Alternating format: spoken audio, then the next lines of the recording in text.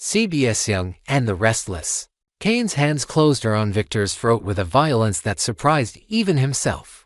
A raw and unfiltered eruption of rage that had been building for far too long beneath layers of calculation and ambition. His fingers tightened, muscles rigid, breath shallow, driven by a singular belief that this was the moment where power could finally be seized rather than negotiated. Yet Victor did not recoil. He did not struggle. He did not plead.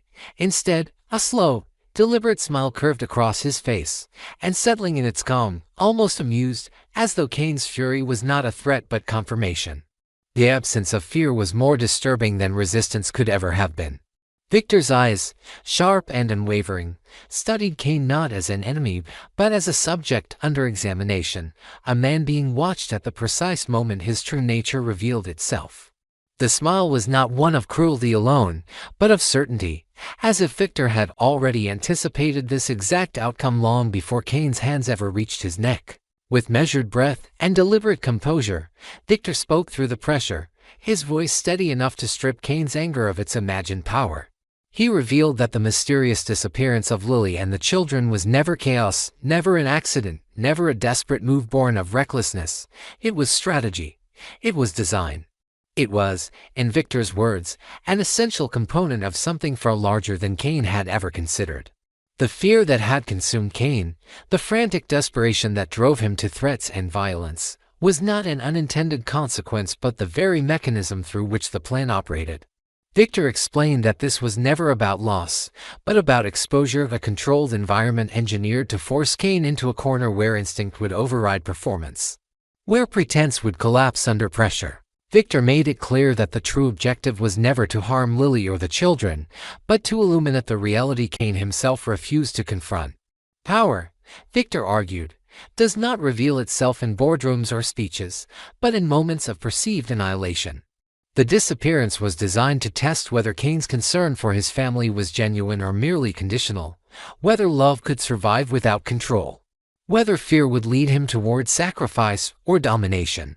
Victor's words were not an accusation but an analysis, delivered with the precision of someone who had spent a lifetime dissecting human weakness. The plan, he insisted, was meant to expose Cane's hunger not for safety, not for unity, but for authority, for validation through control.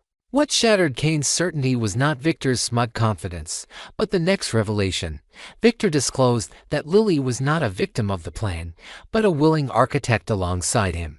The admission landed like a silent explosion, destabilizing everything Cane thought he understood about his wife, his marriage, and the narrative he had built around himself as a protector.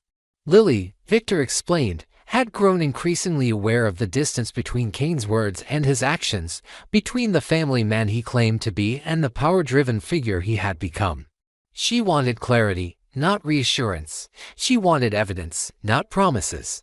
And so she agreed to disappear, not to punish Cane, but to observe him stripped of certainty, to see what remained when comfort and status were removed. Victor elaborated that Lily's motives were deeply personal and painfully deliberate.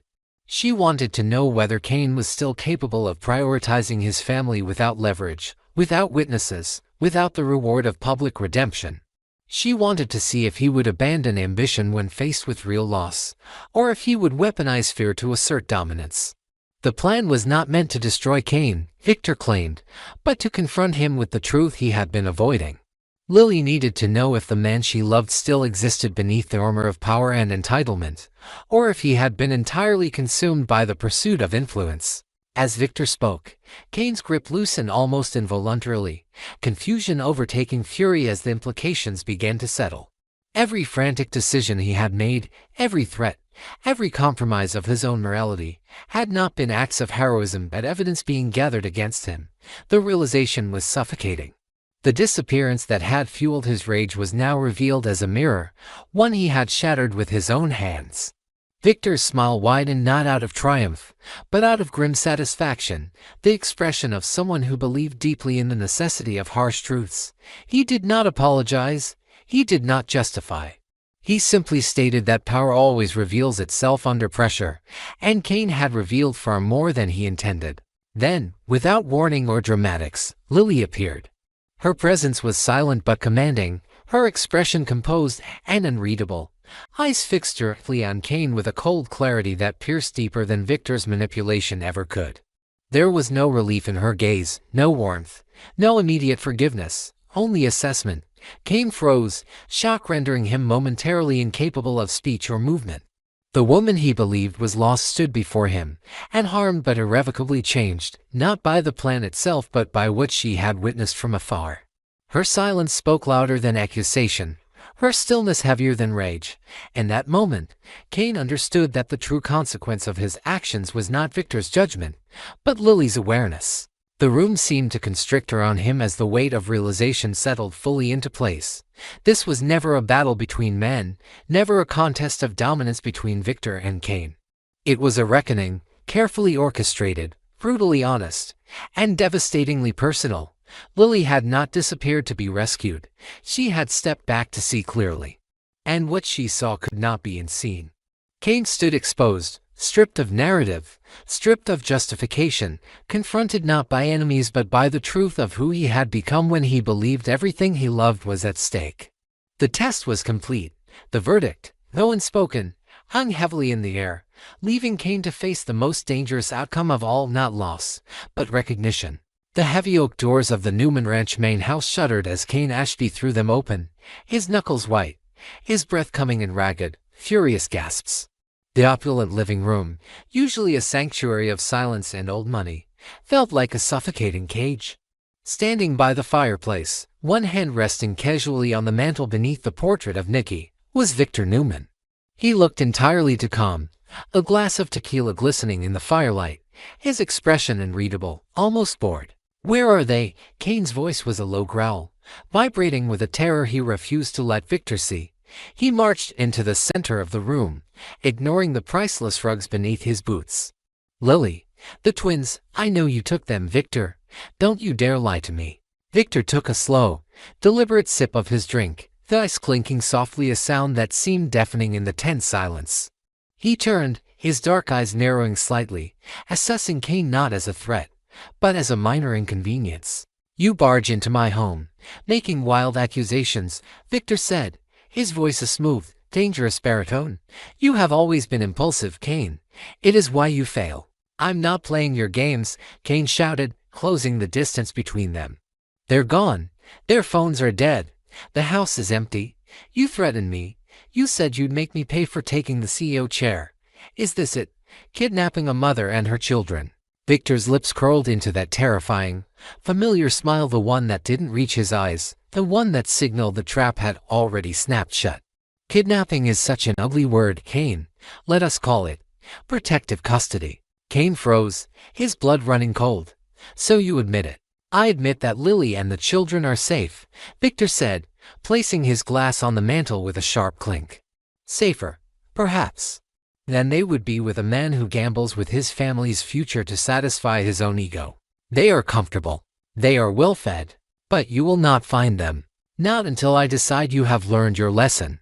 You sick son of a..." Cane lunged, his restraint snapping. "I did not act alone," Victor interrupted, his voice cutting through the air like a whip. The statement halted Cane mid-step. Victor's smile widened, cruel and knowing. "You think I am the only one who believes you are a danger to this family? You should ask yourself who else would want Lily safe from your influence. Who else helped me make them disappear?" Before Cane could process the implication, the heavy double doors behind him burst open again. "Cane, stop!" The voice was shrill, breathless. Cane spun around to see Chelsea Lawson stumbling into the room, her hair disheveled, her eyes wide with panic. She looked from Cane's clenched fists to Victor's smug countenance, her chest heaving as she tried to catch her breath. "Chelsea," Cane frowned, confusion warring with his rage. "What are you doing here? Did you know he had them?" Chelsea rushed forward, grabbing Cane's arm, her grip desperate. "Cane, please. You have to listen to me. Don't do anything stupid. He wants you to strike him. He wants you to lose control." "He has Lily," Cane said, his voice cracking. "He stole my family, Chelsea." "I know," Chelsea whispered, tears welling in her eyes. She couldn't look him in the face. She turned her gaze to the floor, her shame radiating off her in waves. Victor chuckled darkly. "Go on, Chelsea. Tell him how you tried to be the hero." Chelsea squeezed her eyes shut now, I went to Nikki, she stammered, the words tumbling out in a rush. I found out what Victor was planning. I knew he was going to use the twins as leverage. I tried to stop it, Cane, I swear. I told Nikki everything, hoping she could talk sense into him. Cane pulled his arm away, staring at her. You knew, and you didn't call me. You didn't warn me. I thought Nikki could stop him, Chelsea cried. But then, she looked up at Victor, a look of pure loathing on her face. Then he found out. He cornered me. And I made you see reason, Victor supplied smoothly, stepping closer. I explained that this was necessary, that Cane needed a correction. He didn't just explain, Chelsea choked out, turning back to Cane, her hands trembling as she reached for him again. He blackmailed me, Cane. He used my past, my medical history, everything he has on me. He said if I didn't help him coordinate the logistics, if I didn't help set up the safe house and get Lily into the car, he would take everything from me too. The room went silent. Cane stared at her, the betrayal hitting him harder than any physical blow. The woman who had been his confidant, his friend, had physically helped pack his wife and children away like cargo. You. Cane stepped back, revulsion twisting his features. You helped him. You put them in the car. I had to, Chelsea sobbed. He told me if I didn't do it, he'd hire someone who wouldn't be as gentle. He said he'd send professionals who wouldn't care if the kids got scared or hurt. I did it to protect them. Cane, I made sure the house was nice. I made sure they had everything they needed. I thought if I was the one doing it, I could keep them safe from him. You lied to me, Cane said, his voice hollow. I was tearing the city apart. I was out of my mind, and you were the jailer. I was a pawn, Chelsea screamed, the tears flowing freely now. Just like you? Can't you see that? He's playing all of us. Cane turned slowly back to Victor. The older man stood tall and repentant, a monarch surveying the wreckage of his subjects. You crossed a line, Victor, Cane said, his voice terrifyingly quiet. Manipulating business is one thing, but this, forcing Chelsea, terrorizing my children, you've gone too far. I do what is necessary to protect my legacy, Victor replied coldly. You and Chelsea, you are collateral damage, inconsequential. You thought you could take my company. You thought you could outsmart me. This is the price. Cane looked between the two of them, the tyrant and the accomplice. He felt a profound shift inside him, a hardening of his soul. The respect he had once held for Victor, however grudging, evaporated. And for Chelsea, the trust was shattered, perhaps irreparably. You want a war? Cane asked, his eyes locking onto Victor's. You just started one that's going to burn this whole ranch to the ground. I don't care about the company anymore. I don't care about the CEO chair. He pointed a shaking finger at Victor. I'm coming for my family, and when I find them, God help you. He turned his gaze to Chelsea, who was weeping silently. And you, he said, his voice devoid of warmth, stay away from me. Stay away from us. You chose your side.